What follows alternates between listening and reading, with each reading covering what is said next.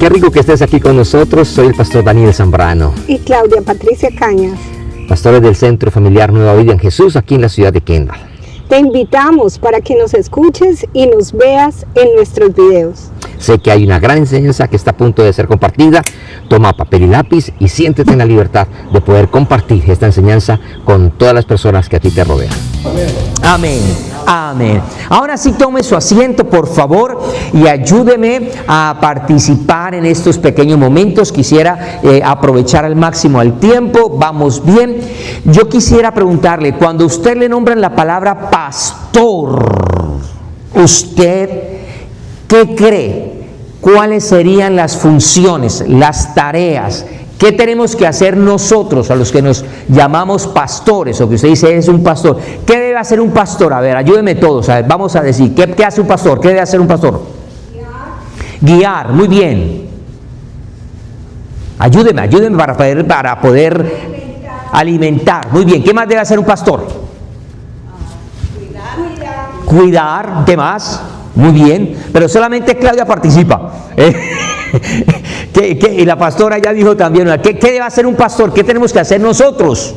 Eso es muy bueno que usted sepa, porque si somos ovejitas del Señor, pues debemos de saber qué deben de hacer los pastores. Porque si no, entonces imagínese, usted está aquí, y no sabe qué debe hacer el que está adelante, qué debe hacer. No, usted no sabe. ¿Qué debe hacer un pastor? Saber cuántas ovejas tiene, ¿qué más? Velar por ellas, Marquesita. Pastorearlas. Buscar más ovejas. Muy bien, los pastores deben buscar ovejas. Y también las ovejas reproducen ovejas. ¿Será que los pastores reproducen ovejas? No, ahí sí no. Ahí sí ya quedamos frenados. Pastores reproducen pastores, ovejas reproducen ovejas. Pero el pastor debe ser una oveja también. El problema está que muchas veces la gente dice, no, ya soy pastor, no soy oveja, y se olvida de ganar almas. Y eso es un grave error, Quiero decirle que un pastor no solamente es el que se para al frente, porque hay muchos que paran al frente en el púlpito, y la función pastoral no solamente se ejerce desde acá, desde el altar, sino que se ejerce al estar entre el rebaño. Porque aquí pueden estar conferencistas, pueden estar maestros, pueden estar líderes, alguien capacitado en algún área y nos dio una charla. Un pastor es mucho más que aquel que da una conferencia, un sermón, una predicación. El pastor debe estar allí. Pero entre todas las buenas funciones que usted ha dicho, hoy quiero ejercer una, y quiero ser su amigo. Quiero ser su amigo. ¿Por qué? Porque cuando uno mira la función del pastor, el pastor, dijeron ustedes, debe cuidar las ovejas en el caso de los pastores físicos, de los lobos, de las fieras, de los peligros. Un buen pastor, si va caminando y ve que hay un peñasco, por ahí un precipicio, trata de no llevar las ovejas por allá. Hay que proteger las ovejas. A las ovejas hay que protegerlas. Y cuando nosotros hablamos del pastorado, el pastor, según lo que dice la carta de Pablo a Tito, en la carta de Pablo a Tito, en el capítulo 1, lleva a Tito y le dice, mira, nosotros tenemos que enseñar, predicar sana doctrina. Así que hay un calificativo, no solamente es predicar, predicaciones hay muchas, pero la exhortación es a que la predicación sea sana. ¿Cómo debe ser la predicación? Sana. Y además debe tener una buena doctrina, según la recomendación que le hace Pablo a Tito. Debe tener buena doctrina. ¿Cómo debe ser la doctrina? ¿Cómo debe ser el alimento? Bueno. El alimento debe ser bueno, nutritivo, algo que que la oveja aprenda, que la gente la prepare, la capacite. Pero además de eso, el pastor debe corregir errores. ¿Qué debe hacer el pastor? Corregir errores. Esa es una de nuestras funciones. Hay gente que no le gusta, hay gente que no se mete con eso, dice, no, ya mejor no se mete. Yo solamente motivo, yo solamente desafío, yo solamente predico bonito, pero lo feo yo no lo toco, Eso es como cuando usted le tenía que dar a su hijo o a su hija un jarabe feo, o llevarlo a que lo inyectaran o a que lo vacunaran. ¿Usted se iba feliz porque iba a llevar a sus hijos a que lo vacunaran? ¿Usted iba feliz? No. ¿Usted sabía que eso le iba a doler? ¿Pero era necesario? Era necesario, porque si uno no hace eso, entonces, ¿cómo hace eso? Entonces, esta mañana no solamente vamos a meternos en esa área de corregir, de mirar errores y cosas que hay, y son cosas que yo quiero decirle con todo el cariño, necesito hacerlo, porque es mi responsabilidad delante de Dios guardar el rebaño, proteger el rebaño, alimentar el rebaño bien, hay que hacerlo bien. Y entonces hoy vamos a ubicarnos en unas cartas que Pablo escribe a la iglesia de Tesalónica. Abra su Biblia, por favor. Usted verá que hay 2 cartas de Pablo a los tesalonicenses.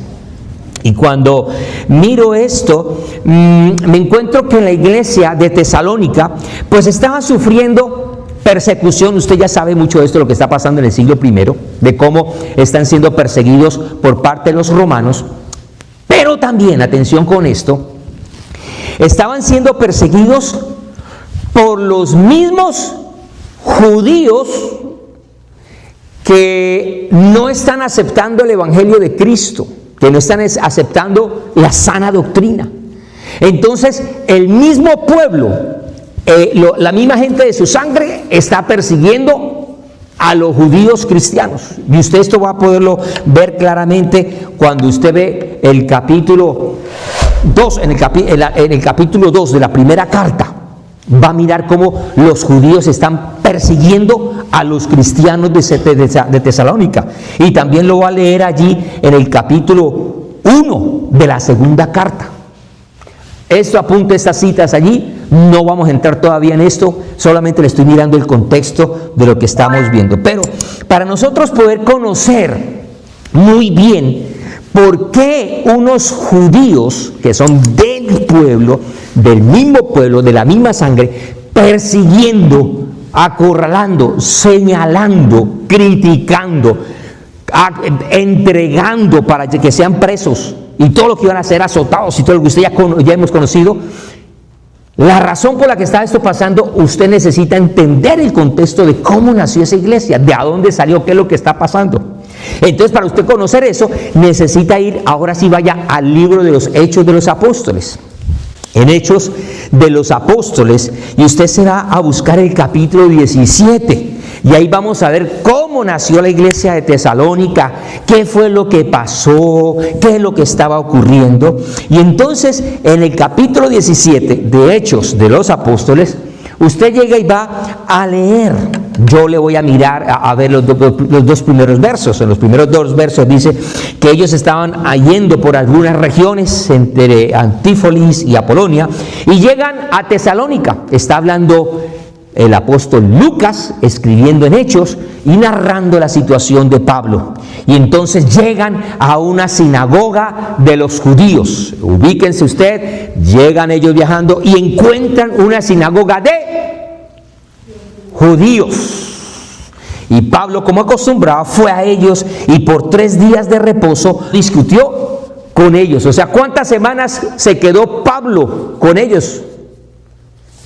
3 semanitas estuvo con ellos enseñándoles, aplicándoles. Y ahora sí, entonces vamos a leer lo que dice el verso 3.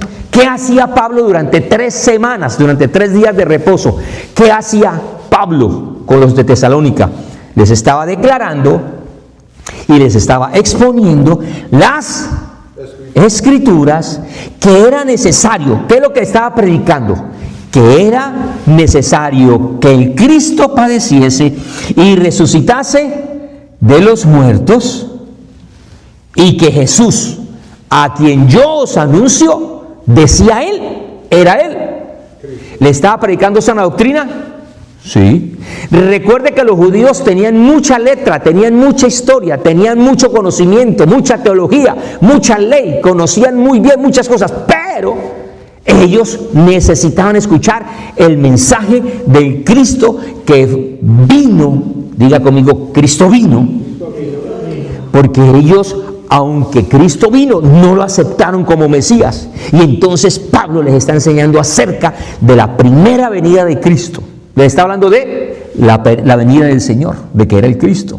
Y entonces cuando nosotros vamos al verso 4 rápidamente, nos va a decir que ellos empiezan a escuchar el mensaje, que estos judíos creyeron y además se juntaron con Pablo y con Silas, y también se convirtieron no solamente algunos judíos, sino se convirtieron en algunos griegos, que eran muchos, varios, y también mujeres. Y dice la Escritura que no fueron poquitas mujeres, sino que fueron muchas mujeres. Entonces ya usted conoce la causa por la cual vino el crecimiento de la iglesia de Tesalónica. ¿Cuál fue el crecimiento? ¿Redes sociales? ¿Espectáculos y shows? ¿Pastores invitados y evangelistas invitados? Eso, pastora, muy bien. La predicación de Cristo, de la sana doctrina, de la venida de Cristo, de la resurrección de Cristo. Y entonces, dice, ahora sí, acompáñeme al verso 5, usted ya tiene su Biblia ahí. Dice que los judíos, que no creían, porque algunos sí creyeron, ellos teniendo celos, tomaron consigo algunos ociosos, hombres malos, y juntando una turba, alborotaron la ciudad y asaltaron la casa de Jason. Procuraban sacarlos al pueblo, y entonces, verso 6, pero hallándolos, trajeron a Jason y algunos hermanos entre las autoridades de la ciudad, gritando: estos son los que trastornan el mundo entero y también han venido aquí. Y entonces empieza la persecución por parte de los judíos que no creyeron y que eran envidiosos y que eran celosos, porque si hay algo que trae envidia y celos, es que alguien conozca a Jesús. Si hay alguien que la gente no puede disfrutar, es que usted esté feliz por conocer a Jesús, mientras ellos, aunque tengan dinero, tengan plata, tengan títulos, y no tienen la paz, no tienen la felicidad que usted tiene. Eso trae esa discordia. Y entonces estos tesalonicenses eran muy inquietos. Estos tesalonicenses querían aprender más. Ellos estaban inquietos de muchas cosas, y cuando nosotros miramos, me llama la atención qué es lo que dicen los apóstoles de esa comunidad de Tesalónica, de los tesalonicenses. ¿Qué dicen? Entonces la Biblia, ahí en este pasaje, en la primera carta de Pablo, la conocemos como la carta de Pablo a los tesalonicenses, así la conocemos, ¿verdad? Sin embargo, si usted estudia, se va a dar cuenta que esa carta no solamente la escribió Pablo, la escribió también otros personajes. Uno de ellos, Timoteo. Timoteo también escribió ahí. Y otro, Silas, que también se le llama Silvano. Entre ellos tres escribieron la primera carta y la segunda carta. Sí, es que es bueno aprender cosas en la iglesia, es bueno aprender de la... ¿Usted sabía eso o no sabía? Mire, algo que a mí me llama de manera personal. Yo como pastor, el día que yo predique y no enseñé algo nuevo, perdí. Para mí no viví, no aproveché el tiempo de predicación. Siempre hay algo para enseñar, siempre hay algo para aprender. ¿Cuántos decimos amén? Le voy a leer. Si usted tiene su Biblia, abra por favor su Biblia. No va a salir ahí el versículo proyectado. Primera carta de Pablo a los tesalonicenses, y hoy podríamos decir primera carta de Pablo, Silvano y Timoteo a los tesalonicenses, en el capítulo 1, verso 2. Escuche muy bien lo que dicen los apóstoles de esa iglesia, Escuche muy bien, dice: damos siempre gracias a Dios por todos vosotros. O sea que los apóstoles están agradecidos, están contentos, haciendo memoria de vosotros en nuestras oraciones. Ellos oraban por la iglesia, acordándonos sin cesar delante de Dios y el Padre nuestro de la obra de vuestra fe. ¿Cómo era la iglesia de Tesalónica? ¿Cómo era? Una iglesia que hacía, que actuaba, que obraba, que operaba en la fe, porque la fe sin obras es...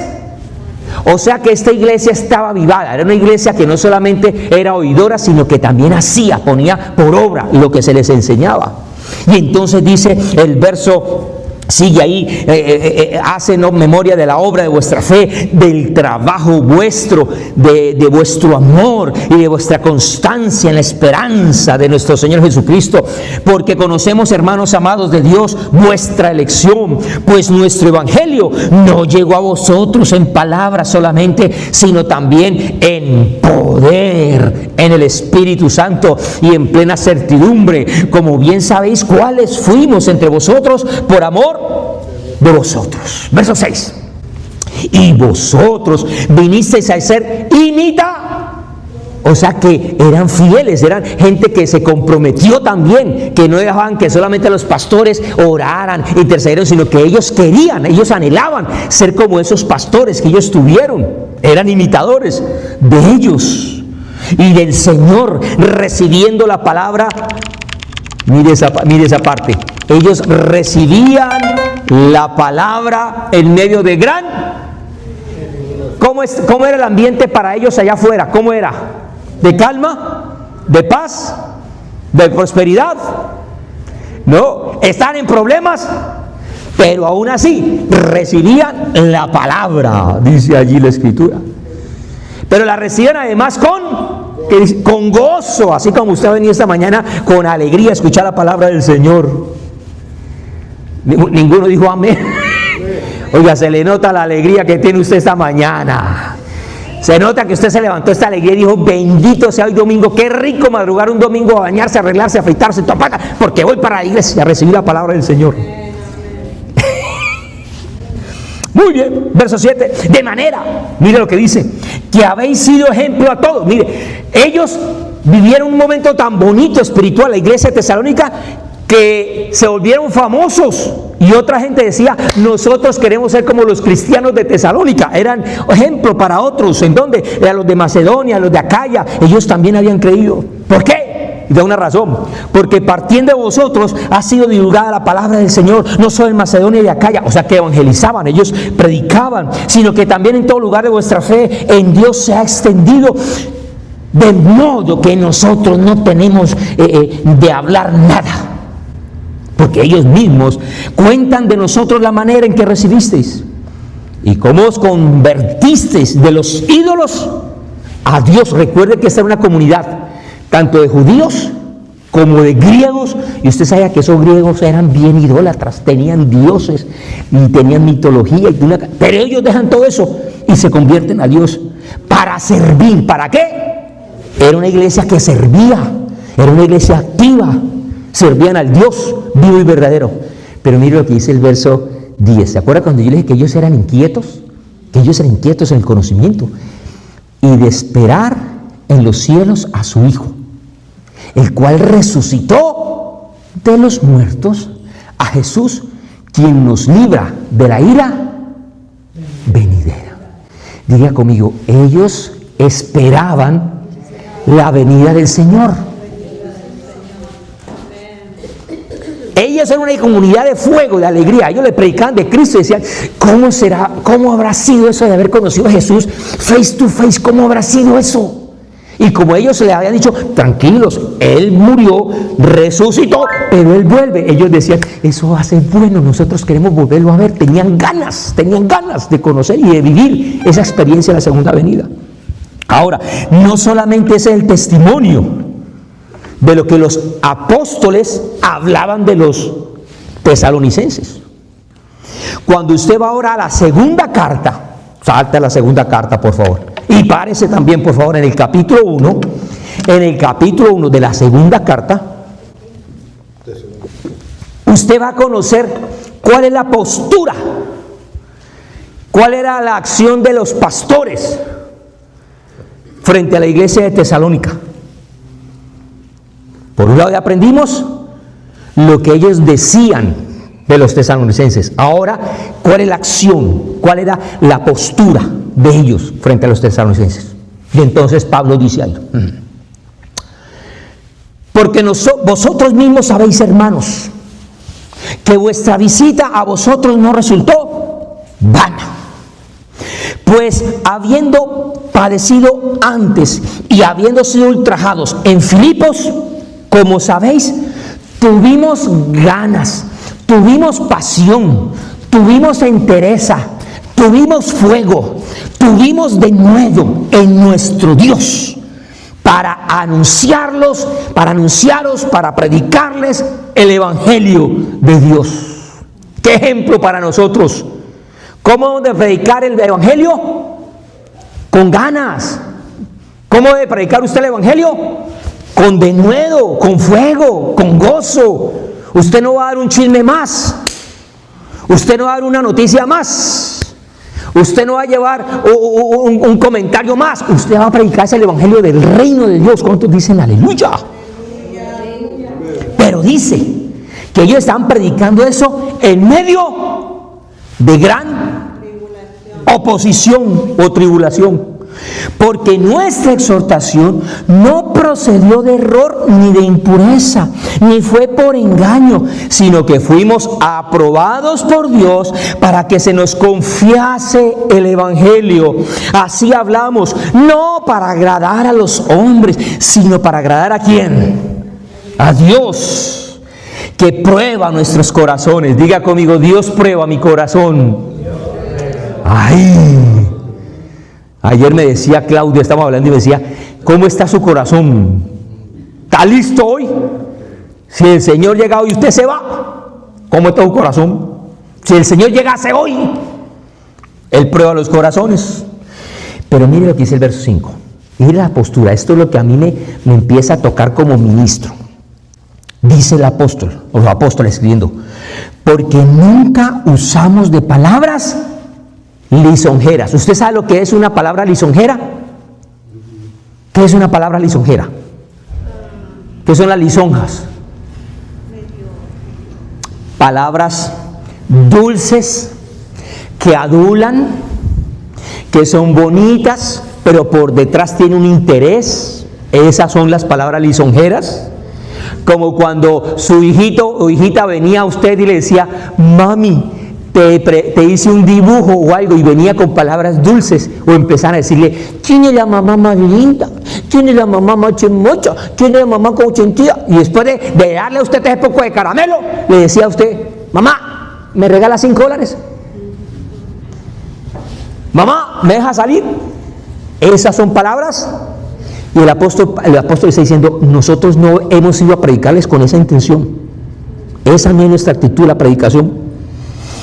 Y dice ahí, ni encubrimos avaricia. ¡Ay! ¿Qué significa eso?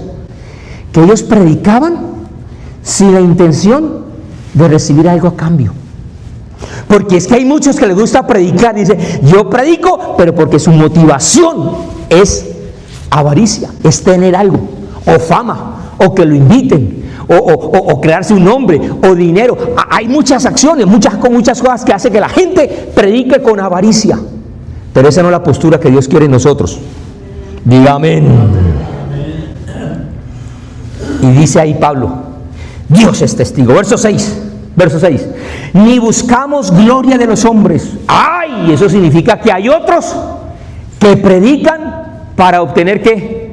La gloria de los hombres, los aplausos de los hombres, los reconocimientos de los hombres. Que digan, ay, usted es un pastor lindo, usted es una pastora bien usada por el Señor. Ay, no hay como mi pastor, usted es mi padre espiritual. Y todo poco de cosas que uno muchas veces escucha y ve por ahí. Y entonces dice más adelante, tampoco buscamos la gloria de ustedes, ni de otros, aunque podíamos seros carga como apóstoles en Cristo. Antes fuimos tiernos. ¿Cómo fueron ellos? Tiernos entre vosotros. Y mire la comparación que utiliza tan lindo el apóstol Pablo. Mire que el apóstol Pablo es fuerte. Cuando usted lee a Pablo, él es fuerte para predicar y para escribir. Pero aquí se le salió el instinto maternal a Pablo. Y dice, nosotros hemos sido tiernos, así como una nodriza que cuida con ternura a sus propios hijos. ¡Qué ternura! Tan grande es nuestro afecto por vosotros, que hubiéramos querido entregaros no solamente el Evangelio de Dios, sino también hasta nuestras propias vidas, porque habéis llegado a seros muy... Así como Claudia y yo estamos tan enamorados y agradecidos con ustedes. Ustedes son muy lindos. Con nosotros han sido muy bellos de verdad. Le decía a un pastor en Colombia ayer que estamos hablando, dijo, ¿cómo va la iglesia? ¿Cuántos son ya, pastor? Le dijo, lo importante no somos los muchos, sino los muchos que nos amamos y nos queremos. Porque es que hay iglesias donde hay muchos, pero no está esa ternura. Ahora dice el verso 9, ya vamos a terminar esa parte. Dice, porque os acordáis, hermanos, de nuestro trabajo y fatiga. Ellos trabajaban fuerte, los apóstoles trabajaban, como trabajando de noche y de día para no ser gravosos a ninguno de vosotros. Os predicamos el evangelio, eso es lo que hemos de predicar. ¿Qué es lo que tenemos que predicar? El evangelio de Dios, eso es lo que hay que predicar. Ya otro tipo de enseñanzas, que usted va a crecer, que usted va a esto, que va a lo otro, motivarlo, son cositas bonitas, enriquecen, pero el objetivo es predicar el evangelio de Dios. Verso 10, vosotros sois testigos y Dios también de cuán santa, justa e irreprensiblemente nos comportamos con vosotros los creyentes, así como también sabéis de modo como el Padre a sus hijos ahí esa palabra es fuerte. ¿Qué más hacían los apóstoles con la iglesia de Tesalónica? La exhortaban. ¿Y qué es exhortar? Llamar la atención. ¿Y qué más? ¿Sabía usted que la palabra exhortación tiene dos funciones muy importantes? La primera parte, lo que está diciendo allí Claudita, llamar la atención, decir esto está mal. Pero la segunda parte que debe venir con la exhortación es decir, y esto se hace así, es dar una salida, es dar un consuelo, es dar una oportunidad. Cuando se cumplen las dos, se cumple el propósito de lo que es verdaderamente una exhortación. De lo contrario, hay gente que solamente regaña y regaña y regaña y agarran los púlpitos y dicen pecadores y que esto y que lo otro y se van para el infierno y se van a condenar y regañar, todo eso, y la gente sale con palo y ahora ¿qué hago? ¿Qué hago? No le presentan alternativa, no se les habla con amor, no se les enseña como dice la Escritura que tenemos que hacerlo. Y entonces ahí dice más adelante, los exhortábamos. Y si ve el amor de los apóstoles allí para con esta iglesia, a cada uno de vosotros, no había preferencia, todos eran amados por los líderes, y los encargábamos que anduvieses como es digno de Dios, que os llamó a su reino de gloria, por lo cual también nosotros sin cesar damos gracias a Dios de que cuando recibiste la palabra de Dios que oíste de nosotros, la recibiste como palabra de hombres, sino según en verdad la palabra de Dios, la cual actúa entre vosotros los creyentes. Y dice más cosas ahí que no vamos a meternos allí adelante. Pero lo que quiero que ya nos empecemos a centrar hacia dónde quiero direccionar el mensaje. Ya usted tiene el panorama de lo que es la iglesia de Tesalónica, de lo que estaban viviendo. En medio de esa tribulación, en medio de esos problemas, en medio de esa adversidad que están viviendo ellos en su contexto político, económico, social, religioso y todas esas cosas, la gente tenía una inquietud y la gente quería saber acerca de la próxima venida de Cristo. Porque es muy común que cuando las cosas están mal en la sociedad, la gente quiere, y hablando de la iglesia, la gente quiere encontrar la salvación. ¿Y cuál es la mejor solución? Pues que Cristo venga por la iglesia. Porque si alguien está enfermo y necesita sanidad, la sanidad es buena. ¿Cuántos decimos amén? Pero hay algo mejor que la sanidad. Es la venida de Cristo, la salvación ya eterna. ¿Cierto que sí? Si alguien está pasando por problemas financieros, que llegue la provisión de manera económica, eso está bien. ¿Cuántos decimos amén? Pero mejor si nos vamos con el Señor. Ahí sí se puede quedar las cuotas, el mortgage, todo, poca cosa que hay, las cuotas. ¿Sí ve que es mejor? Entonces, cuando ellos están ahí hablando, ellos dicen, hay tribulación, adversidad, pero sabemos que Cristo viene. Pero cuando las cosas están bien, cuando todo funciona sobre ruedas, decimos nosotros, cuando todo es agradable, cuando la iglesia crece, cuando hay armonía, cuando hay paz, cuando hay prosperidad, cuando hay dinero, cuando hay abundancia, cuando los niños están bien, cuando todo está bien bonito, pues es posible que la gente se olvide de que Cristo viene. Y decimos, estamos tan buenos acá, eso está tan agradable aquí, que mejor nos quedamos acá. ¿Para qué experimentar lo que se podría manifestar allí en los cielos? ¿Para qué? Si aquí estamos muy bien. ¿Sí entiende ya el contraste de lo que hay? Y entonces, Pablo le dice a la iglesia de Tesalónica: afuera están las cosas complicadas, pero ustedes están viviendo una vida espiritual hermosa, bella, crecen, son exhortados y aceptan la palabra, sirven, trabajan, hacen cosas, son famosos, la gente los nombra, ustedes están viviendo cosas. Y sin embargo, algo interesante es en la primera carta, Pablo, y recuerde usted, también Silvano y Timoteo, que son los escritores, les están hablando a los tesalonicenses en la primera carta acerca del consuelo para aquellos creyentes que perdieron sus seres queridos.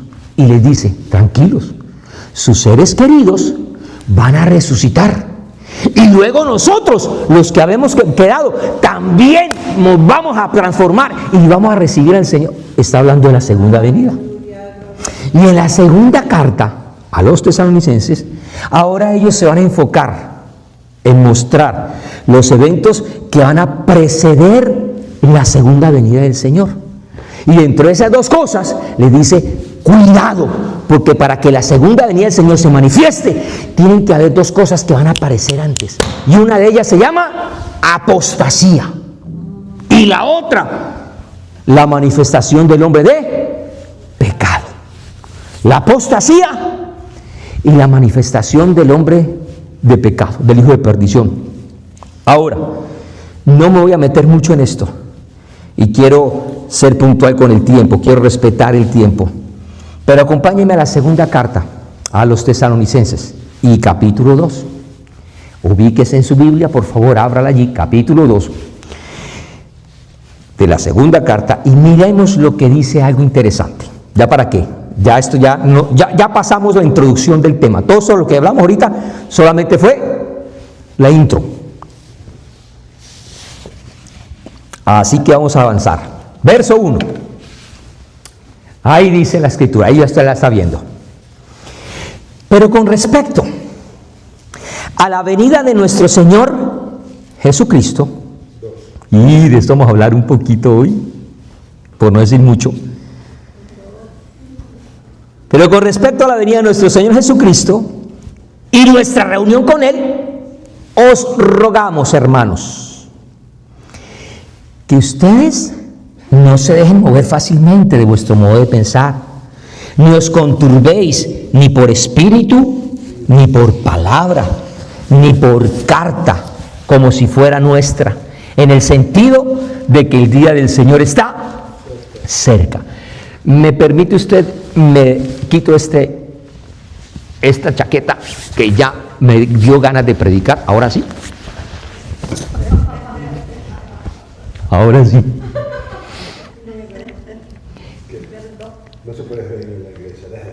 Cuando nosotros leemos este texto, yo veo que Reina Valera es un poco elegante en el momento de escribir, y es hasta benevolente con los términos que está utilizando. Utiliza unos términos que suaviza un poquitico para que el lector y el oidor no sea tan fuertemente confrontado. Porque cuando usted va allí a ese versículo 2, en el griego, cuando utiliza ese término, no os dejéis mover fácilmente. Yo sé que ahora el pastor David, que lee muy bien en el griego, va a buscar el término allí. Ese término que aparece ahí para escribir, no os dejéis mover fácilmente, es el término griego selevo. Pero cuando usted mira la definición de esa palabra griega, es fuerte. Porque lo que quiere decir ahí literalmente es: no os dejéis enloquecer fácilmente. Y así fue que entonces le puse yo el título a esta enseñanza. Diga a la persona que está a su lado: no os dejéis enloquecer. Y ese término enloquecer viene es como de agitar, como cuando alguien, ¿cuántos aquí recuerdan ese personaje del Chavo con Kiko? ¿Cuántos vieron esos programas? ¿Se acuerda cuando el Chavo invitaba a Kiko a jugar? ¿Sí se acuerda? Que le proponía, le decía: vamos a jugar, o Kiko a Chavo, chavito, vamos a jugar. ¿Y cómo se ponía el chavo? Sí, sas, y vamos a jugar, y eso no podía ni hablar ni decir, así mismo. Ese es el término que está utilizando aquí el apóstol a la iglesia, diciéndole: iglesia, ustedes son muy inquietos, ustedes son lindos, son bellos, pero cuidado, por favor, no se vayan a dejar enloquecer, porque es muy fácil enloquecerse, es fácil perder el norte, es muy fácil entretenerse. Y ese es el llamado de atención. Y entonces, cuando nosotros miramos todo este contexto, hay que mirar por qué es que era fácil enloquecerse. Y aquí entonces yo tengo que volver a entender a los tesalonicenses, y tengo que volver a la carta de Hechos, o al libro de Hechos de los Apóstoles, y tenemos que ir a mirar y entender en el capítulo 1 algo interesantísimo que usted y yo no podemos pasar por alto. ¿Por qué? Porque ellos querían aprender acerca de la segunda venida del Señor. Y qué mejor que preguntarle al mismo Señor con respecto a su próxima venida. Y entonces usted tiene que leer Hechos de los Apóstoles en el capítulo 1, que dice en el verso 6 que los apóstoles se habían reunido y le preguntan al Señor: Señor, ¿restaurarás el reino de Israel en ese tiempo? Y mire que esta no es cualquier pregunta la que están haciendo. Es más, esta no es cualquier situación. Nosotros ya hemos aprendido aquí de la cena del Señor, ¿cierto? Que sí hemos aprendido algo, ¿hemos aprendido algo o no? En la cena del Señor, en la última cena, ellos se sentaron a comer con ellos, y ellos no sabían que era la última vez que iban a comer con el Señor Jesús. No volvieron a comer. Pero ahora que están reunidos otra vez, ellos no saben que era la última oportunidad. Mire, es el último registro que ellos tienen de ver al Salvador cara a cara. Es la última oportunidad. Y yo no sé qué haría usted si, por ejemplo, tiene la oportunidad de despedirse de alguien muy apreciado por usted, muy valioso para usted, que usted sabe que se va a despedir y no sabe si va a tener la oportunidad de volver a hablar con él, de encontrarse con él o con ella. Eso, por ejemplo, cuando nosotros hemos fundado iglesias, que es el último culto, la última predicación, uno en esa última predicación dice: ¿qué voy a predicar? ¿Cuál es el mensaje que les voy a dejar sembrados a ellos por última vez? Porque no los voy a volver a ver. ¿Cuál es la despedida? Y uno en esos momentos, pues uno aprovecha muy bien el tiempo. Y yo estoy seguro que si estaban los discípulos hablando con Jesús ahí, no estarían perdiendo el tiempo de: oye, Jesús, ¿y cómo quedaron los Marlins ahí? Ese Inter de Miami volvió otra vez a perder ese Messi. ¿Usted cree que hablarían cosas triviales? Y ellos empiezan a preguntar cosas fuertes. Miren la importancia de esa pregunta que estaban diciendo allí. Porque ellos sabían que a partir de ahora se iba a establecer, ellos sabían que se iba a establecer algo que era el nuevo pacto. Y que ellos estaban saliendo de un antiguo pacto. Y que los mismos judíos sabían por Jeremías y por Ezequiel que se había establecido un antiguo pacto, que vendría un nuevo pacto, y que ellos iban a... Miren la trascendencia de esa pregunta que están haciendo ahí. Esa no es cualquier pregunta. Si le hubieran hecho esa pregunta a algún predicador moderno, de esos que les gusta, no como el ejemplo paulino que estamos viendo aquí, sino que les gusta la fama, que les gusta el renombre, que les gusta el que los llamen severendos apóstoles, reverendos, profetas y cantidad de cosas, de esos, y hasta charlatanes que por ahí se meten por ahí.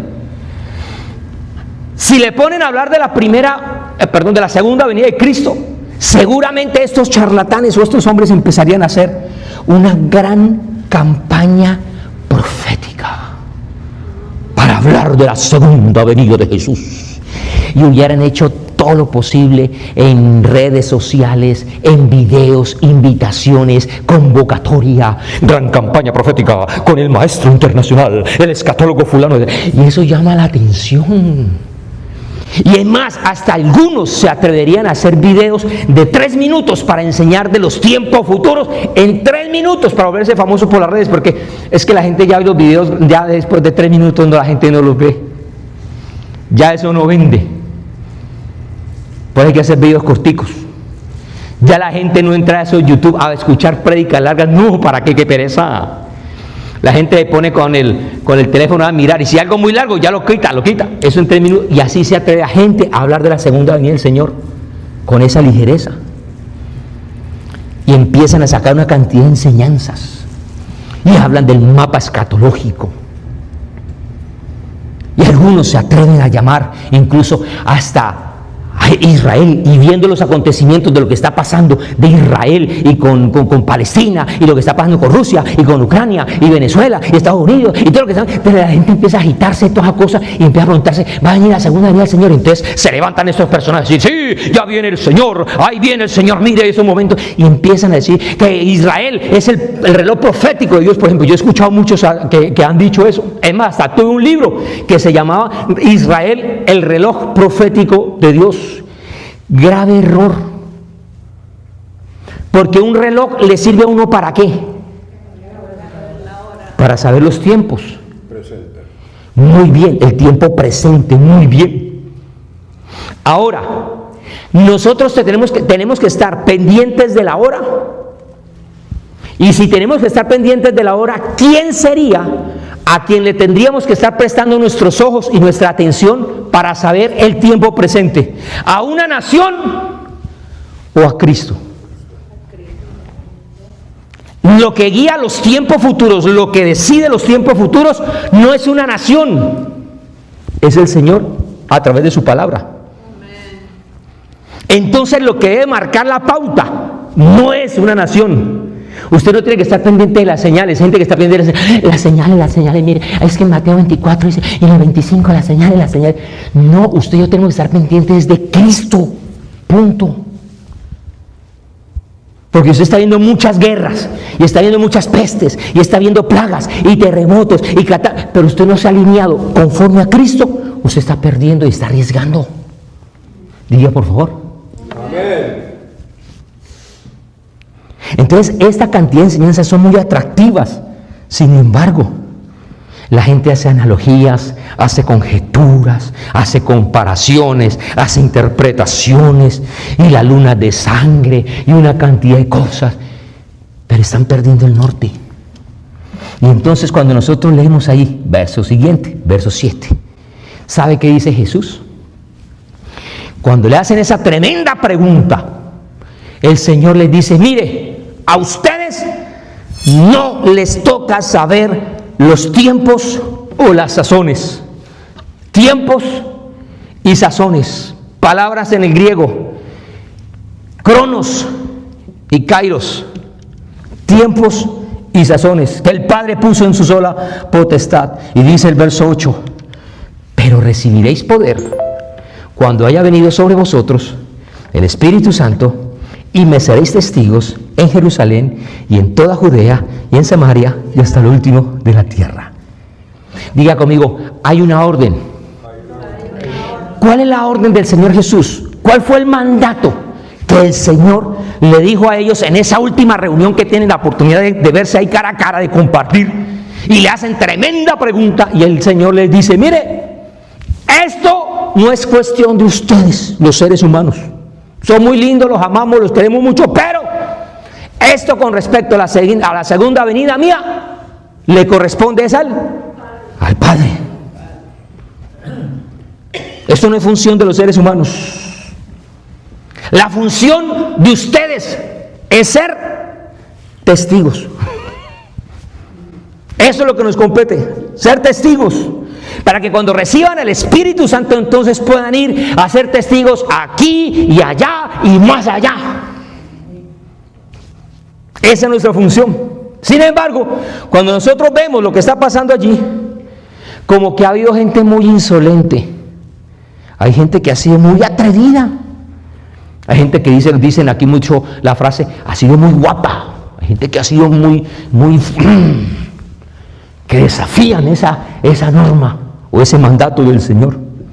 Y algunos de ellos entonces toman ese mandato del Señor y lo omiten.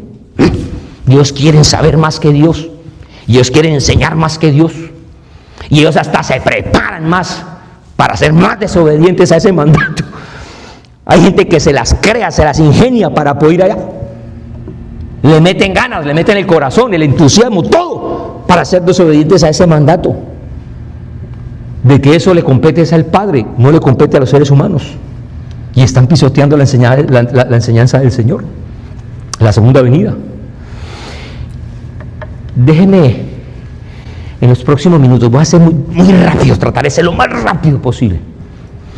Vuelvo y le repito, yo soy su amigo.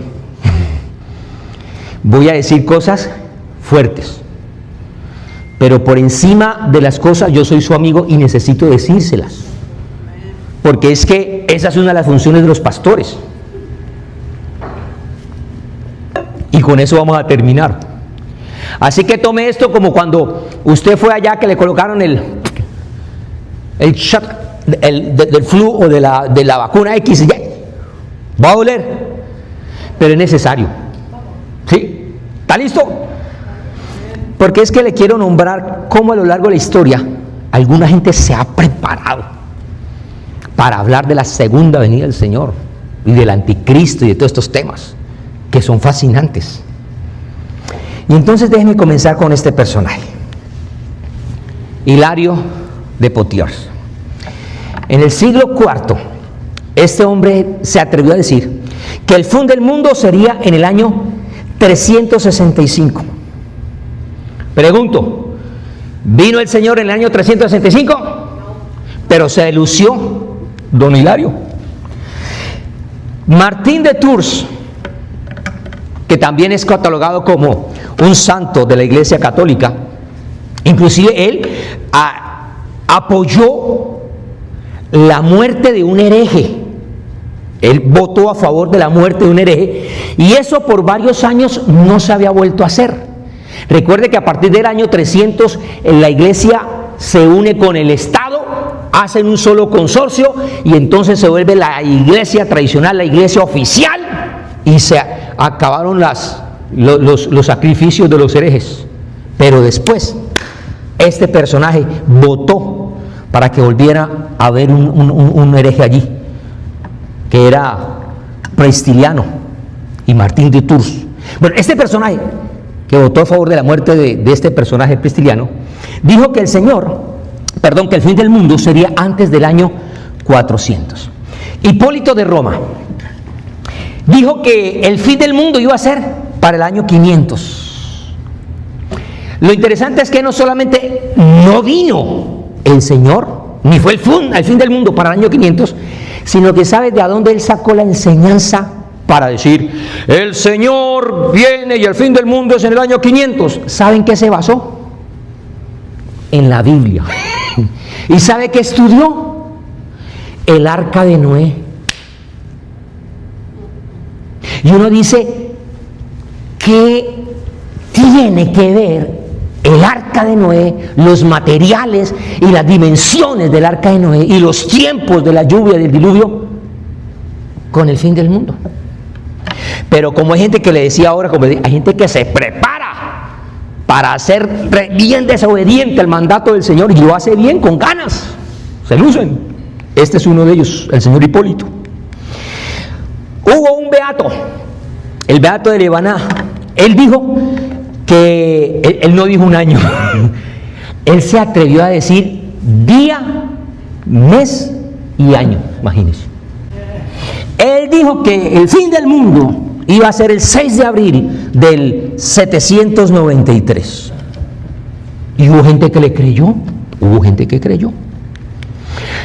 Joaquín de Fiore, que fue un predicador medieval, anunció que la segunda venida de Cristo sería entre el año, mire lo acertado que era él era bien atinado. La segunda venida, decía él, era entre el año 1200 y el 1260. 60 años de diferencia, imagínense. Eso es como cuando a un latino le dicen, ¿a qué hora nos vemos? Y dice, alrededor de las 4. Y son las 5:30 y no ha llegado, alrededor de las 4. ¿Cierto? El hombre, mire, 60 años de diferencia, dijo. Bueno, y resulta que no vino el Señor para esa fecha, no. Y entonces, ¿sabe qué hizo? Dijo, no, volvió y lo cambió. Dijo, el Señor va a venir entre años 1290 y 1335. Ya, 45 años ya bajó la diferencia ahí. Y embolató a algunos ingenuos por ahí con respecto a este tiempo. Michel Seftiel, tengo que decir pasito ese nombre, tengo que decirlo bajito, porque él era de la iglesia que nos alquila aquí. Sí. Y él dijo que el fin del mundo era para el año 1533. ¿Sabe qué hizo la iglesia luterana por eso? Lo quitó del ministerio. No lo mató, lo quitó del ministerio. Le quitaron. Pero ¿sabe que la venida del Señor no solamente ha sido profetizada por algunos occidentales, sino que también los judíos se han atrevido a hablar de esto?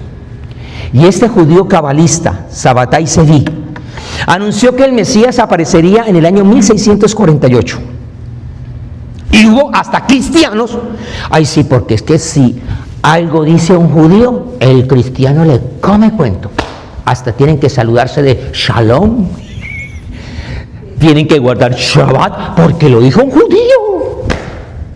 Entonces pensamos que los judíos son, los grandes eruditos, los grandes rabinos. Ellos sí saben, porque sí saben. Nosotros le comemos mucho cuento. Y este hombre, como en esa fecha, 1648, el Señor no vino, pues corrió también la fecha, hizo la fácil y la puso para el 1666, le pegó al 666. Es que eso es muy fácil uno tratar de dárselas que sabe mucho. ¿Sabe qué fue lo que pasó? Que el hombre, como empezó a ser perseguido por esto, el hombre se fue para Turquía y le dijo el sultán de Turquía, yo soy el Mesías. Y entonces, ¿sabe qué hizo el sultán? Dijo, mire, o usted se convierte al Islam o lo decapitamos. Es que hay gente que la pone muy brava, gente que se la quiere lucir. Hablo ahora de Nicolás de Cusa. Fue el cardenal que predijo el fin del mundo, que sería entre el año 1700 y 1734. Otro cardenal, Pierre de Lis. Él no anunció el fin del mundo, pero sí la llegada del anticristo. Y él dijo que el anticristo iba a aparecer en el año de 1789. Ahora, vamos a pasar un poquitico más a nuestro tiempo, saltemos. Y hablo de este personaje. No sé si usted ese nombre le es familiar, no sé. Si para usted como estudioso, ¿sabe quién es William Miller? William Miller fue el predicador adventista, fundador de ese gran movimiento que anunció, él es de los primeros, porque después se levanta otra, ahora hablaremos de eso. Pero William Miller dijo que la venida de Cristo tendría lugar el 28 de abril de 1843. Eso fue aquí en los Estados Unidos. ¿Y saben qué se basó él para dar esa fecha? Se puso a estudiar el libro de Daniel. ¿Sabía que ese libro de Daniel es uno de los libros más maltratados en la escatología? Y de ahí han salido una cantidad de corrientes y posturas escatológicas y las semanas y la Septuaginta y un poco de cosas, la semana 70 y todo. Como no ocurrió nada el 28 de abril de 1843, él la corrió para el 31 de diciembre de 1843, para el mismo año, pero en diciembre. Como no pasó nada, volvió y saltó la fecha. Dijo, los cálculos hay que reajustarlos. 21 de marzo de 1844, un año después de lo que dijo la primera. ¿Llegó Cristo? No llegó.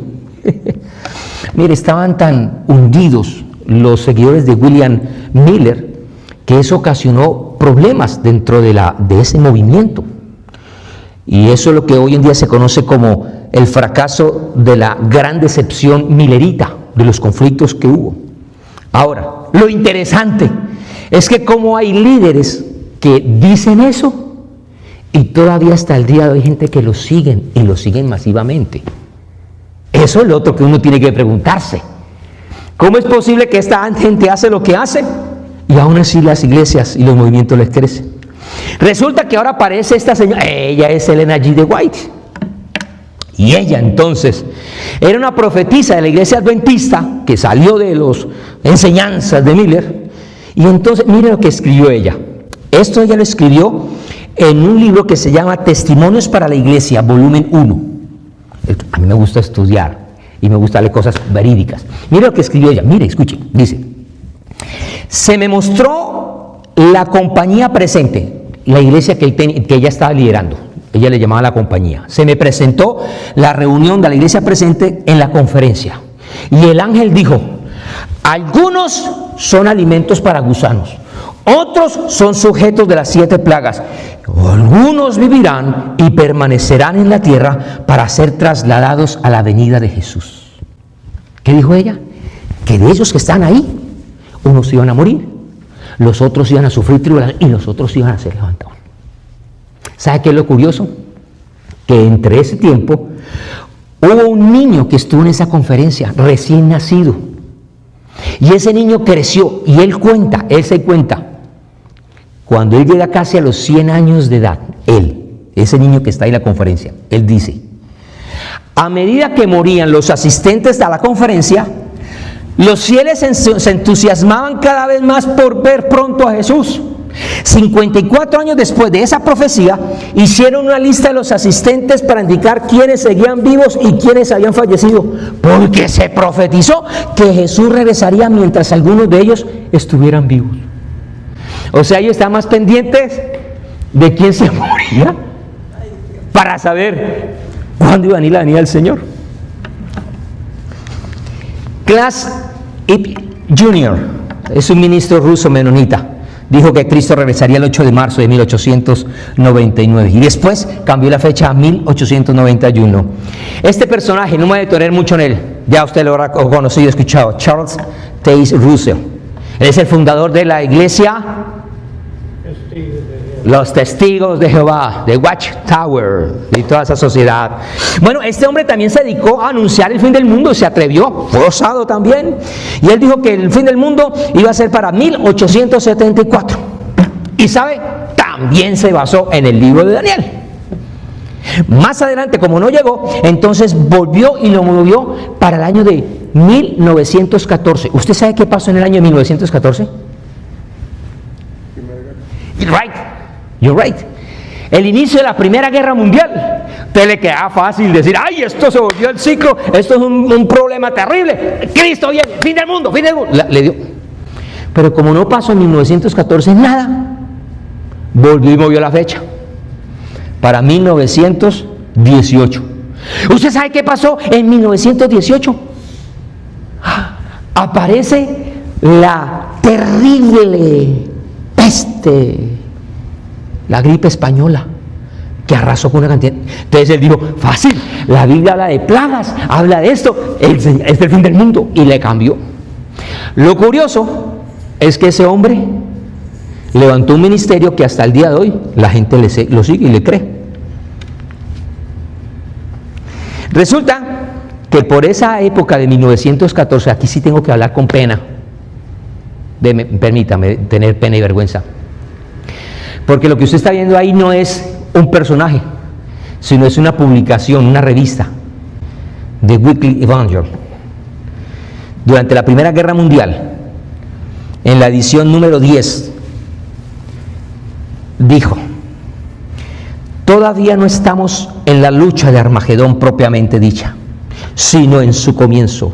Y puede ser, si los estudiantes de profecía interpretan correctamente las señales, que Cristo venga antes que termine la guerra actual y antes del Armagedón. La guerra preliminar del Armagedón, al parecer, ha comenzado. ¿Quiénes son los editores de esa iglesia, de esa revista? The Assemblies of God, la Asamblea de Dios. ¿Por qué digo eso que me da pena? Porque es que esto nos lleva a entender a nosotros que ninguno de nosotros es vulnerable, o invulnerable mejor, a no cometer errores. El hecho de que alguien sea de X denominación no significa y no es garantía de que ese hombre o esa mujer y ese ministerio está bien. ¿Sí entiende la preocupación mía como pastor ahora? Porque es que muchos están hablando de esto. Rápidamente, después de Charles T. Russell, este personaje fue el tercer presidente de esa organización. Él dijo que el fin del mundo sería en el año de 1921. Tampoco ocurrió. Entonces, ellos como que competían entre los adventistas y estos en decir a ver cuál es la fecha y cuál atinaba, a cuál tenía mejores y más gran cantidad de adeptos. Pues decían, arrepiéntanse, vengan para acá pronto, vengan pronto, porque es que viene el fin del mundo. Eso es lo que hacían en ese sentido. Hablamos ahora de Herbert Armstrong. Él dijo que para 1936, en 1962, esta divina Dixon, reverendo Jim Jones, no sé si le suena ese nombre, un asesino que mató una gran cantidad de gente en las Guyanas, el presidente del templo del pueblo, Jim Jones, dijo que era para 1967. David Berg, el fundador de los Niños de Dios, dijo que para el año de 1974, este hombre que fue muy famoso en los años 60 y 70, William Marion Branham, este hombre dijo que era para 1977. Este hombre tuvo un ministerio de milagros y de sanidades impresionante. Su ministerio se creció de una manera vertiginosa. Creo que los pastores Moore pueden dar fe de esto. Pat Robertson, en el año de 1976, un gran televangelista, publicó, fue candidato por cierto partido también, no lo vamos a decir. Él dijo que Cristo vendría para el año de 1976, no vino, después cambió la fecha a 1982 y después la puso en el año 2007. Chuck Smith publicó el libro El fin de los tiempos. El hombre fundó el Calvary Chapel. Y él dice que en el año 1979 se diría la venida del Señor. Pero después hace otras conjeturas y se pone a mirar la fundación la fundación de Israel, 14 de mayo de 1948, y se pone a jugar con las generaciones, y dicen que una generación son 70 años, y esto y lo otro, empieza a hacer cálculos y esto y lo otro, pero le quita 7 años de la semana de Daniel, y entonces dijo que para el año de 1981 iba a ser. Mire, es que es fácil eso, y así hay gente que cree todo eso. ¡Ja! Después viene un sinvergüenza. Este sinvergüenza también me llama la atención.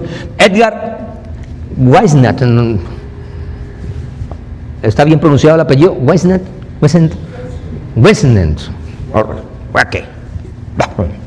Mire, este hombre escribió un libro maravilloso, mire, se llamaba 88 razones por las que el rapto será en 1988. Oiga, estaba con el 88 como para que jugara el loto y le hubiera pegado. Dio 88 razones. Como no vino, entonces se creó otro libro también, otro bestseller, otro bestseller en ventas, y entonces escribió el grito final, el informe del rapto para 1989.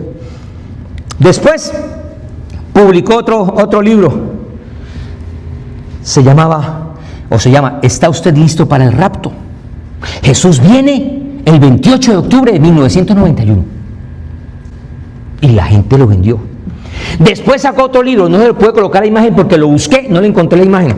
Se llama 23 razones por las que parece que un rapto antes de la tribulación ocurrirá en Rosh Hashanah de 1993. Con las fiestas judías. Otro judío. Ay, este personaje. Ay, otro falso mesías judío. Es que en casi todas las generaciones no falta el judío que se las quiere lucir con las enseñanzas judías. Y entonces él también es conocido como el rabino de Lubavitch. Él afirmó que iba a venir el 9 de septiembre de 1991. Y seguimos hablando rápido de otros. Harold Camping, tengo aquí los datos, pero no quiero extenderme. Hal Lindsey, un televangelista que habla muy bonito. Yo hasta me senté cuando estaba mirando, investigando todo esto, dije, voy a escuchar a ese personaje, y me metí y busqué el YouTube. Oiga, una voz agradable, un programa hecho muy bien, con muy buena calidad. No sé si los pastores Moore vieron en los televisores esos programas, pero este hombre habló y escribió un libro que se llamaba La agonía del gran planeta Tierra, y dijo que para los años 80 iba a ocurrir esto. Y entonces, este evangelista dijo que para el año 2000, Jerry Falwell, para el año 2000, estos dos personajes, escritores de libros, como dejados atrás, Tim LaHaye y Jen Jenkins, ellos dijeron, ¿se acuerdan del Y2K? Para esa facha iba a ser el reto. Y entonces crearon películas, hicieron libros y una cantidad de cosas, novelas, y se atrevieron. Este personaje, John Hagee, muy conocido también, ese hombre dijo que él pastoreaba una iglesia muy grande en Texas y dijo que la venida era para el 2014 y para el 2015. Y otra cosa interesante es que él se ve famoso porque él dice que los judíos hizo muchos viajes y cruzadas para Israel y fomenta dinero y donaciones para el pueblo de Israel y el templo y todo. Él dice que los judíos tienen un plan de salvación diferente a los gentiles. Gran herejía. El plan de salvación es uno para toda la humanidad. Porque si hubo un Adán que falló, hubo un Cristo que vino a salvar lo que el primer Adán dañó. No hay dos planes de salvación. Y este hombre también habla de las lunas de sangre, una cantidad de cosas. Recuerde, yo soy su amigo. Yo no sé si a usted le gusta o ha leído, pero es que hay que decir, cuando alguien dice las cosas mal, hay que decir que se hizo mal. Yo le dije a los pastores, el pastor David sabe, si yo algún día enseño algo que estuvo mal, él puede decirme, venga para acá, joven, venga. Esto no es aquí.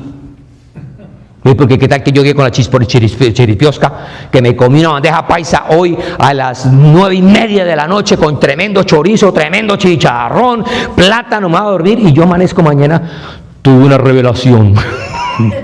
El Señor me llevó al cielo y me dijo, y venga yo a que el pastor David me agarra y me dice, venga para acá, eso no es así. Mire, hay un hombre que yo aprecio y quiero mucho, mi esposa también. Y mi esposa hace que ella me dice, predique la Biblia. Sí, eso es lo que yo tengo que predicar. Pero es que tengo que exhortar, que hay que decir cosas que si están mal, otros predicadores, otros pastores están hablando, tengo que anunciarlos, es mi responsabilidad. Por eso le hablé al comienzo de Tito. ¿Se acuerda? Y este personaje, yo lo aprecio mucho. Hizo mucho en el reino. Ganó almas. Y aunque tuvo un ministerio muy próspero, me llama la atención que él se sostenía solamente con $300 mensuales. Eso era lo que él ganaba. Y tenía cadena de televisión, vivió en Puerto Rico, ganó almas, el Señor hizo milagros. Pero Gigi Ávila también fue los que se atrevió a decir que el rapto iba a acontecer para el año 2011. Y lo mismo, Israel 1948, sonríe que Cristo le ama, 70 años de las generaciones, sume tanto, fecha tal, ¡pum! Lo respeto. Pero eso no es lo que dice la Biblia. ¿Cuántos decimos amén? Y este personaje es muy famoso, la gente lo aprecia mucho en el grupo cristiano, en medio de los cristianos de hoy, lo respetan, se hizo muy famoso por Enlace y todo, Armando Alducin. Él dijo que el arrebatamiento sería el 18 de septiembre del año 2024, pero también dijo que la segunda venida de Cristo sería el 14 de mayo del 2028. Él después hace un video donde pide públicamente excusas, pero esa información ya corrió y hoy en día con las redes y con todo eso se riega completamente. Entonces, amada iglesia, ¿qué quiero ya terminar? Regáleme estos 5 o 7 minutos. Tengo que hacer una pregunta para terminar, es esto: ¿qué debemos de hacer nosotros para no enloquecernos fácilmente? Esa es la pregunta. Dígale a la persona que está sola por ahí de hecho lo despierta y le dice, ¿qué tenemos que hacer? ¿Qué tenemos que hacer? Papel y lápiz. ¿Tiene papel y lápiz? Apunte. Le voy a dar 6 consejitos rápido. No me voy a detener en esto, no voy a profundizar. ¿Qué tenemos que hacer nosotros para no enloquecernos? Porque es que aún los apóstoles Pablo, Timoteo y Silvano dijeron, mire, no se enloquezcan. Si viene hasta un ángel a predicar, si alguien viene con una carta que diga que es nuestra, una carta apostólica, si viene a alguna publicación, un video que fue grabado por Pablo Ministries, Si vino alguna publicación, algún Twitter hecho por Silvano y por el evangelista Lucas, no crean eso, no crean eso. No se dejen enloquecer. ¿Qué hay que hacer? Número 1, hay que discernir y probar los espíritus. Cuando usted lee la carta de Juan, en su primera carta, capítulo 4, dice: amados, no creáis a todo espíritu, sino prueben los espíritus a ver si son de Dios, porque muchos falsos profetas han salido por el mundo. Así que la iglesia debe desarrollar discernimiento espiritual y debe comparar todo mensaje a la luz de la palabra, de la escritura, que sí es el reloj profético, la palabra del Señor. Y si algo contradice la palabra del Señor, así se ha dicho por el apóstol X, Y o Z, o por el evangelista, o que tuvo el sueño, o lo que sea, si no tiene el respaldo de la palabra, se está enloquecido. Segundo, hay que afirmarse en la sana doctrina. ¿Hay que qué? Por eso es necesario que usted lea la Biblia, por favor. Que usted todos los días la lea. No la abra solamente aquí cuando el predicador le diga abra su Biblia, o se la proyectemos aquí. Estúdiela. Y si hay preguntas, pregúnteme o pregúntele a los pastores, pero estudie, afírmese. Porque dice ahí Timoteo, la segunda Timoteo, porque vendrá tiempo cuando no sufrirán la sana doctrina y apartarán de la verdad el oído y se volverán a las fábulas. Número 3, hay que exponer el error con la verdad. Eso es lo que yo acabo de hacer ahora. Yo sé que de pronto algunos están medio aburriendo de escuchar un poco de nombres raros y un poco de fechas ahí, pero es que necesitamos exponer ese error. Cuando nosotros leemos ahí Tito, dice, Pablo dice, repréndelos duramente para que sean sanos en la fe. Mire, nosotros como iglesia no podemos guardar silencio frente a los engaños que muchos están levantando. Porque hay muchos falsos y profetas que eso sí no piden permiso y ellos hablan y ellos se te meten a ti por las redes, por el YouTube, lo que sea, y la gente retuitea y reenvía y todo eso, y pues se propaga esa mala información. Nosotros tenemos que exponer y tenemos que hablar la verdad cuando decimos amén. Y hay que hablar con amor, pero también con firmeza. Número 4, no podemos seguir ni participar en sus obras. Pablo llega y le dice a Timoteo, apártate de los tales. Nosotros como iglesia tenemos que anunciar el rebaño para que no se dejen arrastrar por esos falsos líderes. Mire, no solamente tenemos que identificarlos, quiénes son, sino que tenemos que ayudar al rebaño a mantenerlo lejos de esa gente. Número 5, hay que velar por el rebaño. Y entonces el escritor de Hechos, Lucas, dice, mirad por vosotros y mirad por todo el rebaño, porque yo sé que después de mi partida entrarán en medio de vosotros lobos rapaces que no perdonarán el rebaño. Si a usted, ladrón, le dice, voy a entrar hoy a las 8 de la noche a su casa, ¿usted qué hace? Usted mínimo llama a la policía. Usted se para. No sé si tiene su cosa, no sé. Pero usted no se va a quedar ahí, es una broma. Usted imagina el 911 cuando le llaman y dice, mire, hay una amenaza, hay una cosa. ¿Usted cree que ellos dicen, es mentira, eso es una inocentada? ¿Usted cree que ellos hacen eso? Ahora, si eso es para velar una casa, perdón lo que se lo digo con cariñito, sí, por favor, esta palabra, con mucho respeto, cariño. Yo sé que su casa es muy linda, muy bella, muy preciosa, muy valorada, pero es una pinche casa. Algo que se va a quedar aquí. Es más importante su alma y la de su familia. Esa es eterna. Entonces, ¿qué vale cuidar más? Último y terminamos. Viva en santidad y en obediencia a Cristo. El Señor nos dijo, el mismo Señor dijo, por sus frutos los conoceréis. Así que nosotros tenemos que dar testimonio con nuestra vida. La mejor manera de desenmascarar a esos falsos profetas es nosotros vivir en una vida en verdad, en santidad, en obediencia al carácter de Cristo. Póngase de pie y concluimos, por favor. ¿Qué puedo concluir con esto? 3 cositas. Primero, mira, nosotros, la iglesia, debemos de discernir, de enseñar la sana doctrina, confrontar el error, apartarse del engaño, proteger el rebaño y vivir en santidad. Mire, lo que usted necesita hacer en la vida son estas 6 cositas. Haga esto y va bien. Va bien. ¿Qué tiene que hacer usted?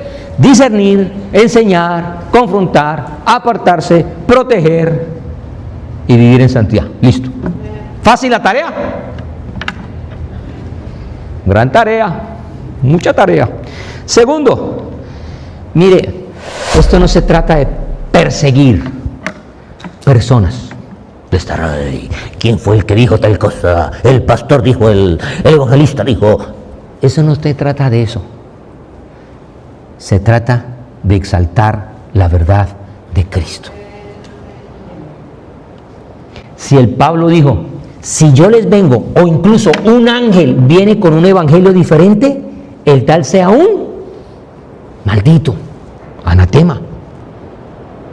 Y yo le quiero, y yo estoy con temor y temblor delante de Dios, y tengo aquí los testigos. Si yo llegase a predicar, yo Daniel Zambrano, Social Security número, no, eso se no lo puedo decir, pero si yo llegase a predicar una cosa que no sea conforme a la palabra, yo sería un maldito. Y número 3, debemos cuidar la iglesia del Señor para que no sea arrastrada por el engaño. Oramos y nos vamos. Muchas gracias por haber llegado hasta el final de esta enseñanza. Sé que este video fue de gran bendición para tu vida y si así lo fue, por favor, compártelo. Transmítelo a aquellas personas que tú crees que pueden ser bendecidos. Todos tus contactos, tus familiares, tus amigos, compañeros de trabajo, de estudio, en fin, que la palabra de Dios corra, que la palabra de Dios llegue a cada alma. Ese es el gran deseo de cada uno de nosotros.